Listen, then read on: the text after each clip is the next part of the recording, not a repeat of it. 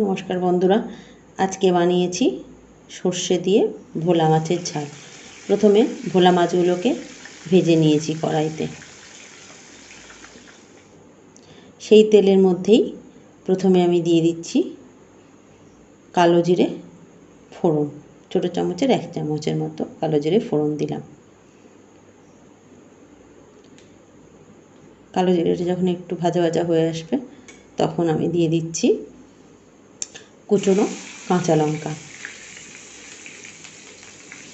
কাঁচা লঙ্কাটা যখন একটু হালকা ভাজা ভাজা হয়ে আসবে, একটা ফ্লেভার বেরোতে শুরু করবে কাঁচা লঙ্কার, তখন আমি এর মধ্যে দিয়ে দেব সানরাইজের সর্ষে গুঁড়ো পাউডার। আমি জলে ভিজিয়ে রেখেছিলাম, সেটা আমি তেলের ওপর দিয়ে দিলাম।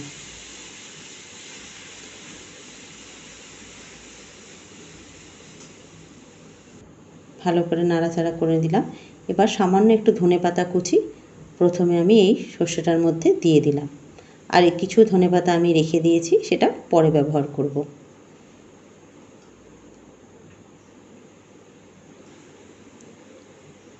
বন্ধুরা, আমার এই চ্যানেলটি যদি আপনাদের ভালো লাগে তাহলে চ্যানেলটিকে সাবস্ক্রাইব করে আমার পাশে থাকবেন, আর লাইক শেয়ার কমেন্ট করবেন অবশ্যই। দিয়ে দিলাম আন্দাজ মতো লবণ। নুনটা দিয়ে ভালো করে নাড়াচাড়া করে নিলাম।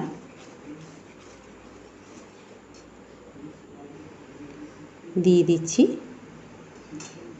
আন্দাজ মতো হলুদের গুঁড়ো।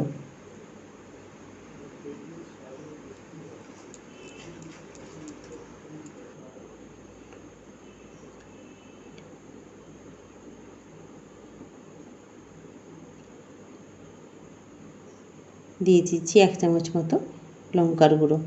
আপনারা যদি চান লঙ্কার গুঁড়োটা না দিলেও হবে, শুধু কাঁচা লঙ্কা দিয়েও রান্নাটা করা যাবে। লঙ্কার গুঁড়োটা দিয়ে শুধু একটু কালারটা বেশ অন্যরকম হয়। সর্ষে থেকে তেল ছাড়তে শুরু করে দিয়েছে, তেল ভেসে উঠেছে। এরপর আমি এর মধ্যে ভেজে রাখা যে মাছগুলো, সেগুলো আমি একে একে এর মধ্যে দিয়ে দেব।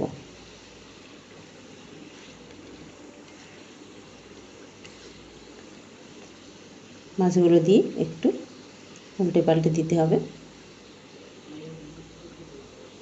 যাতে মাছগুলো ভেঙে না যায়।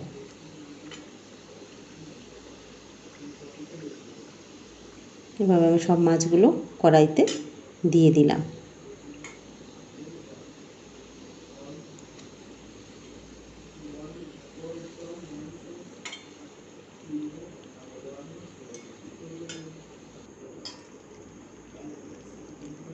এবার আমি দিয়ে দিলাম একটু 1 কাপ মতো জল। এই জলটার মধ্যে আমি একটা পাতিলেবু রস মিশিয়ে নিয়েছিলাম। পাতিলেবুর রস মিশিয়ে জলটা আমি এই মাছের মধ্যে দিলাম।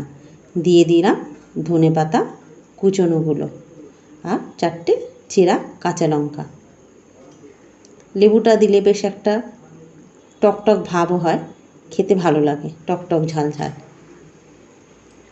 এবার ধনেপাতাগুলো দিয়ে আমি মাছটাকে একটু ভালো করে নাড়িয়ে দিলাম। খুন্তি এখানে ব্যবহার করিনি, যাতে মাছটা ভেঙে না যায়।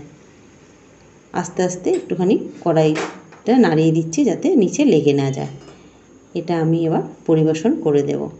গরম ভাতের সাথে এটা খেতে কিন্তু খুবই ভালো লাগে। মাছটা আমার হয়ে গেছে, আমি পরিবেশন করে দেব।